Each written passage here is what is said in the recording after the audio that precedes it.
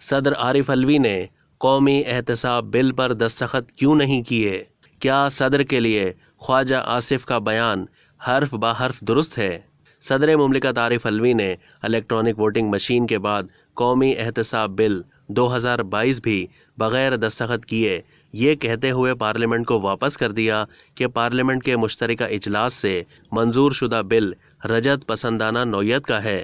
انہوں نے یہ بھی کہا کہ میں خود کو اللہ تعالیٰ کے سامنے جواب دہ سمجھتا ہوں اور اس سے معافی کا طلبگار رہتا ہوں۔ میرا ضمیر مجھے احتساب ترمیمی بل پر دستخط کرنے کی اجازت نہیں دیتا۔ صدر عارف الوی کا یہ بیان پڑھتے ہوئے ایک مباحثہ یاد آ گیا، جب وقت کا حکمران یہ کہہ رہا تھا کہ بیت المال اللہ تعالیٰ کی ملکیت یا اس کا مال ہے، جبکہ اس کے بالمقابل شخص یہ کہہ رہا تھا کہ نہیں، بیت المال تمہارے پاس عوام کی امانت ہے۔ اب بظاہر دیکھا جائے تو باتیں دونوں کی ٹھیک محسوس ہوتی ہیں۔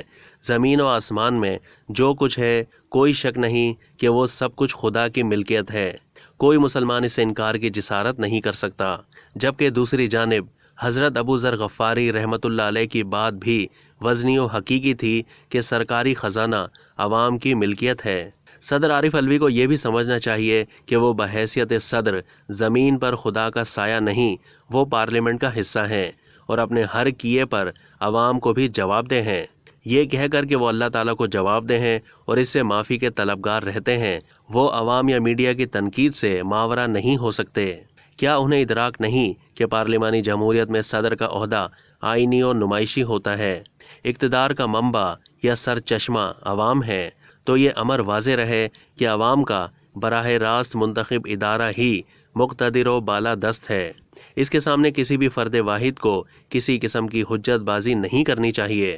صدر کا تعلق کسی بھی سیاسی گروہ یا پارٹی سے ہو، آئینی طور پر اس کی حیثیت وفاق کے ایک ایسے نمائندے کی ہے جو تمام پارٹیوں، گروہوں، دھڑوں، صوبوں، مذہبوں، نسلوں، جنسوں کو ایک نظر سے دیکھے گا۔ منتخب ہونے کے بعد وہ پارٹی بازی نہیں کرے گا، مگر یہ افسوس کہ صدر عارف الوی کے آئینی رول پارٹی بازی کی جھلک دکھائی دیتی ہے۔ آئین میں صراحت ہے کہ جب کسی بھی منتخب وزیر اعظم کے خلاف عدم اعتماد کی قرارداد پیش ہو جائے تو اسپیکر 7 دن میں اس پر رائے شماری کا پابند ہے اور اس دوران وزیر اعظم کا اسمبلی توڑنے کا استحقاق ختم ہو جاتا ہے۔ کیا صدر الوی سے یہ پوچھا جا سکتا ہے کہ جب حال ہی میں ہٹائے گئے وزیر اعظم نے آئین کی صریحاً خلاف ورزی کرتے ہوئے اسمبلی توڑنے کی ایڈوائس ان کے پاس بھیجی تو انہوں نے آئین کی کتنی پاسداری کی؟ انہوں نے ایک لمحے کے لیے یہ بھی نہیں سوچا کہ ڈپٹی اسپیکر ماورائے آئین جا رہا ہے تو میں اس سے کوئی سوال ہی پوچھ لوں۔ ماں بعد جس چیز کو سپریم کورٹ نے بھی غیر آئینی قرار دیتے ہوئے باقاعدہ فیصلہ جاری فرمایا، کیا صدر پاکستان نہیں سمجھتے کہ اس غیر آئینی اقدام پر ان کی باس پرس ہونی چاہیے؟ آج ان کا لیڈر یہ بول رہا ہے کہ اس نے جسٹس قاضی فائز عیسیٰ کے خلاف ریفرنس بھیج کر غلطی کی تھی اور یہ حرکت ان سے فلاں شخص نے سرزد کروائی تھی۔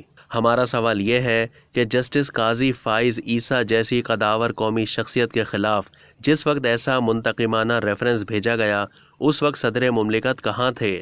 انہوں نے کیوں ہر الزام کو درست سمجھتے ہوئے اتنی شتابی دکھائی؟ جس شخص نے یہ غلط ریفرنس، جسے آج وہ خود پورے میڈیا کے سامنے اپنا بلنڈر تسلیم کر رہے ہیں، بھیجا، اس کی نظروں میں صدر مملکت کی جو عزت و توقیر تھی وہ ہم نے سعودی کراؤن پرنس کی تقریب میں اس وقت ملاحظہ کر لی جب آداب محفل کے خلاف پلیٹوں کی کھنک میں اکیلے کھانا کھاتے شخص نے ڈانٹتے ہوئے کہا، الوی کھڑے ہو کر پڑھو۔